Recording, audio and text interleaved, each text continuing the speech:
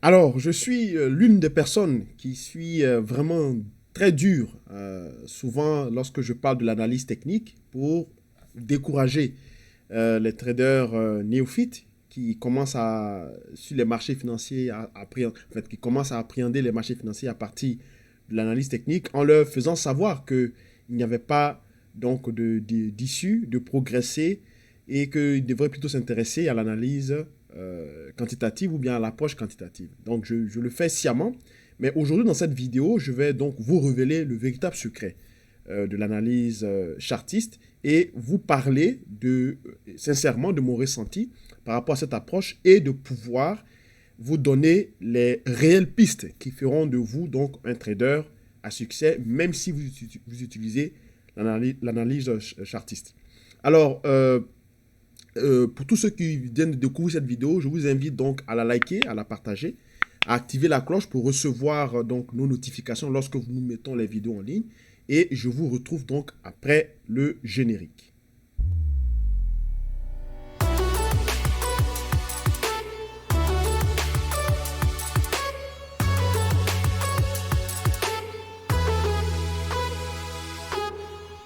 Bien, alors ici donc François Ablé pour l'Onyx Trading. Alors je vais parler donc de l'analyse chartiste ou l'analyse technique, d'accord? Alors d'abord c'est quoi d'abord l'analyse technique ou l'analyse chartiste? C'est un ensemble disons, d'outils, hein, plus ou moins, d'outils techniques qui sont utilisés afin de répertorier, n'est-ce pas, des configurations du prix pour profiter, n'est-ce pas, des mouvements sur l'ensemble du temps. C'est-à-dire que lorsqu'on observe l'évolution d'un prix, on a tendance à le schématiser à travers des formes géométriques, des fois des certains utilisent des repères techniques sur la formation des bougies, n'est-ce pas? Ce qu'ils appellent souvent les configurations techniques. Et selon plusieurs études dans cette catégorie, puisqu'il y a eu beaucoup d'avancées, beaucoup de recherches qui ont été faites, beaucoup de patterns, comme souvent on qualifie, on peut détecter des messages qui proviennent de ces bougies-là, donc établir une sorte de psychologie derrière la formation de ces prix en vue d'anticiper des mouvements futurs sur l'évolution des prix. Bien, donc voici un peu l'analyse technique. Alors, dans le domaine anglo-saxon, il y a beaucoup d'auteurs, dont Bukowski, hein, et puis aussi Nick Nielsen. Au niveau des francophones, on a François Baron, que vous connaissez, et puis d'autres aussi qui ont écrit des livres sur l'analyse technique. D'accord. Alors, je vais vous dire la vérité et être honnête avec vous. OK? L'analyse technique, ça marche. Ça, il n'y a pas de discussion. Mais pourquoi je déconseille les gens de faire l'analyse technique? C'est très simple. D'accord? C'est parce que l'analyse technique, donc l'analyse chartiste, vous pousse ou amène le trader à... C'est-à-dire que ça lui donne des mécanismes, ça lui donne des réflexes de mécanique. D'accord? C'est-à-dire que le trader maintenant ne cherche plus à comprendre le produit qu'il essaie de manipuler, le produit qu'il essaie ou qu'il est amené à faire des deals ou des transactions là-dessus. L'analyse technique ou l'habitude que cela procure en utilisant l'analyse technique sur les marchés financiers, ça pousse les traders ou les néophytes à chercher seulement à détecter, n'est-ce pas, des configurations ou des patterns qui sont similaires avec ce qu'il a appris en vue de chercher à profiter des mouvements. C'est-à-dire que ça crée des réflexes, disons, de mécanismes, des réflexes mimétiques, d'accord, ça lobotomise en quelque sorte. Et ça pousse le trader à commettre des erreurs. Parce que lorsque vous cherchez, ou même si vous programmez, je dis bien même si vous programmez un algorithme, comme souvent on voit ce que les gens vendent souvent sur la toile, c'est-à-dire les robots, les algo traders ou bien les robots de trading qui justement s'amènent à faire rouler un programme pour détecter des configurations au niveau des formations des bougies pour que l'algorithme puisse prendre des mouvements sur les marchés. Même si vous faites ça, vous finirez par brûler votre compte. Pourquoi? Parce que les marchés financiers, contrairement à ce que vous pensez, il y a un raisonnement derrière. Il y a un raisonnement qui est à 80% rationnel, et puis il y a 20%, bien sûr, qui est irrationnel, donc qui échappe. Et ce 20% irrationnel n'intervient pas n'importe quand. Ça intervient pendant des périodes où il y a, disons, assez d'incertitudes. Par exemple, cette période-là. Cette période, on vient de finaliser le relèvement du plafond de la dette au niveau des États-Unis. Donc, ce genre de thématique cristallise. Ça crée donc des mouvements un peu imprévisibles, inattendus. Et dans ces mouvements-là, dans ces périodes, l'analyse technique ne fait pas long feu. D'accord? Il y a eu un moment où c'était les élections au niveau des États-Unis. Après, il y a eu aussi des périodes où on parlait donc de la guerre de l'Ukraine. Donc, quand il y a des grosses thématiques sur les marchés, seuls ceux qui pratiquent donc l'analyse quantitative, ceux qui pratiquent la macroéconomie, bien sûr, ceux qui pratiquent bien sûr un trading plus ou moins réfléchi, arrivent quand même assez bien d'ailleurs à sortir les épingles du jeu. D'accord? Mais ceux qui utilisent l'analyse technique uniquement chartiste, basée sur la formation de bougies, de configuration technique, de patterns ou bien de formes dessinées par le mouvement des prix, généralement ne s'en sortent pas. D'accord? Mais il est clair et il est définitif que l'analyse technique, ça marche. C'est-à-dire que quand vous observez, par exemple, un triangle ou bien la cassure d'un mouvement, le marché, effectivement, va dans le sens qui est supposé être. Parce que c'est juste une question de logique. Ce n'est pas que c'est la figure qui marche, c'est juste que c'est une question de logique.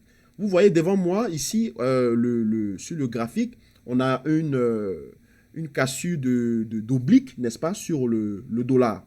Alors, normalement, pour ceux qui font l'analyse chartiste, parce que j'ai lu un peu, parce que je ne suis pas un spécialiste, mais quand on regarde cette figure chartiste, on voit donc ce qu'on appelle un triangle descendant, n'est-ce pas? Un triangle descendant, c'est-à-dire avec une oblique, n'est-ce pas? Une oblique descendante et puis une base horizontale, d'accord? Généralement, ce genre de figure, vous le savez bien, la sortie se fait plus par le bas que par le haut. Parce que qu'est-ce que ça veut dire? Ça veut dire que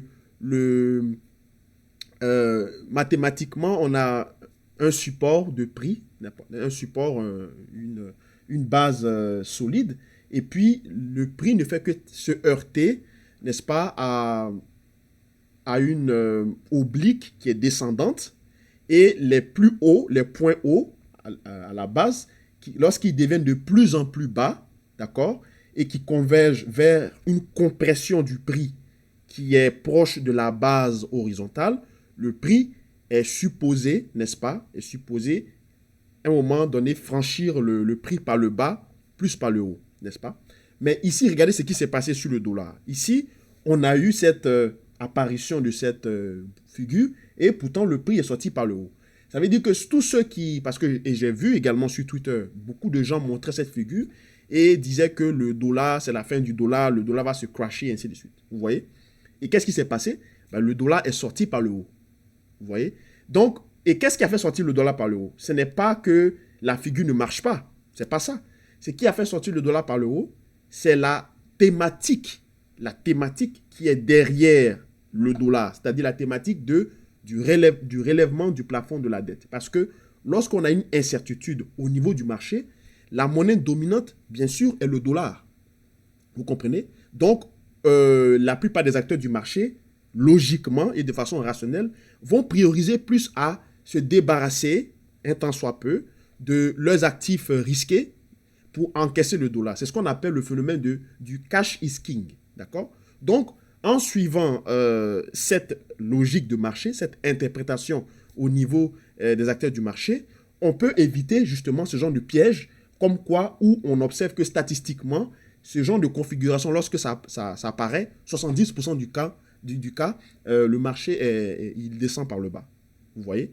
Et il y a des gens qui disent que oui, mais il faut fonctionner par des statistiques. C'est-à-dire, si la figure sort 70% du temps par le haut, par le bas, pardon, il y a forcément aussi 30% où il sort par le haut. Mais si vous raisonnez comme ça, vous allez perdre de l'argent, tout simplement. Parce que, comme je vous ai dit, même si vous programmez un algorithme avec les statistiques appliquées sur les taux de réalisation de ces figures chartistes, l'algorithme va se tromper.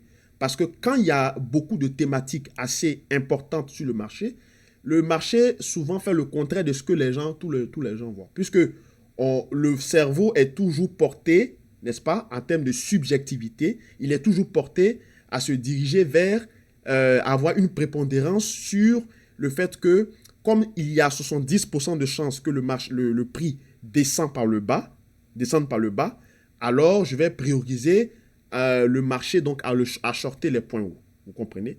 Eh bien, regardez ce qui s'est passé. Le marché est parti par le haut. Il est sorti, le prix est sorti par le haut. Donc ce qui est important, si vous voulez réussir sur l'analyse chartiste à tout moment, on revient encore à ce que je vous ai dit. Il faut s'intéresser n'est-ce pas, à la macroéconomie, à la lecture des nouvelles, pour savoir ce qui se passe dans le marché. Vous ne pouvez pas ignorer les thématiques et puis faire comme si, et dire, comme on entend souvent, dire que la macroéconomie, c'est du blabla, c'est de la bullshit, et ainsi de suite. Non, ce n'est pas du blabla, ce n'est pas de la bullshit.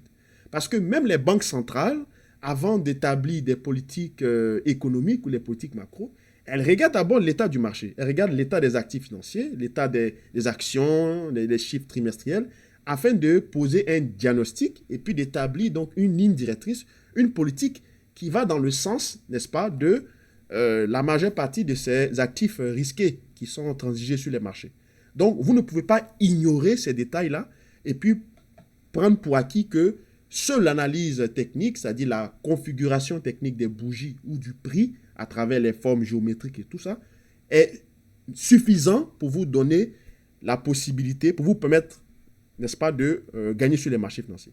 Alors, pour finir, je vais dire que le secret, vous avez vu, donc, c'est l'objectivité. C'est-à-dire que dans un contexte d'objectivité sur les marchés, à travers la lecture ou bien la compréhension des thématiques clés sur les marchés, il ressort d'un risque, d'accord? Et c'est ce risque-là qui va vous guider vers les gains ou qui va vous amener vers les pertes. C'est-à-dire, si vous comprenez la notion du risque, qui est, on va dire, contenue dans les thématiques que vous allez lire, vous allez toujours vous en sortir vainqueur, d'accord? Bon, la notion de risque, bien sûr, il y a le risque quantitatif, donc qui est l'approche quantitative que je défends maintenant depuis 2020. Et puis, il y a aussi le risque lié aux indicateurs économiques eux-mêmes, qui aussi sont purement quantifiables. Tous les indicateurs économiques sont purement quantifiables. Je reviendrai là-dessus dans d'autres vidéos. Mais c'est pour vous dire, pour finir, que si vous voulez réussir sur les marchés financiers, utiliser l'analyse technique n'est pas suffisant. D'accord? Parce que les marchés, à un moment ou un autre, vont vous tromper et ça va vous amener à ruiner vos capitaux. Vous devez absolument comprendre la thématique qui guide le marché, semaine après semaine, ce qu'on appelle souvent le biais, n'est-ce pas? Et puis, observer à travers donc, vos outils techniques d'analyse technique ou chartiste, et puis commencer à raisonner, à comprendre qu'est-ce qui se passe dans le marché.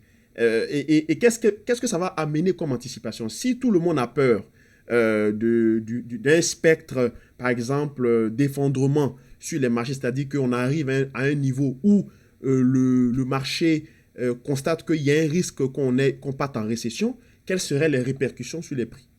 Vous comprenez? Donc, de façon rationnelle, de façon logique, c'est sûr qu'avec le temps, au début, ça peut être un peu difficile, mais avec le temps, si vous jouez avec ce genre de jugeote d'esprit, vous allez réussir. Par exemple, vous allez dire, ben, c'est sûr que les gens vont chercher à se protéger.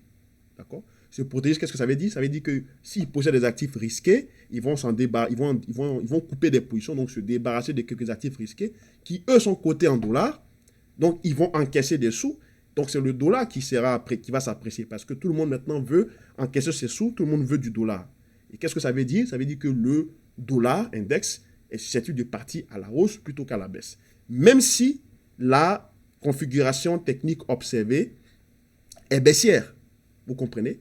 Donc, c'est comme ça que vous allez réussir à sortir généralement votre épingle du jeu. Parce que dites-vous que lorsque vous dessinez des figures chartistes ou des observations géométriques sur les prix, c'est juste une observation. D'accord? Ça n'explique pas le mouvement qui arrive.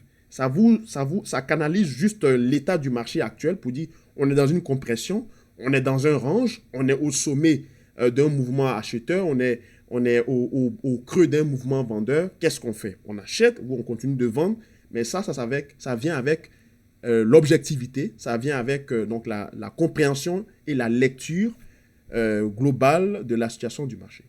D'accord? Merci encore d'avoir suivi cette intervention. Je pense que j'ai été suffisamment clair. Donc, n'hésitez pas à nous poser des questions sur en dessous de la vidéo. Et puis, donc, vous pouvez nous écrire à notre email qui est dans le descriptif. Et on se retrouve plus tard pour d'autres interventions. Merci encore.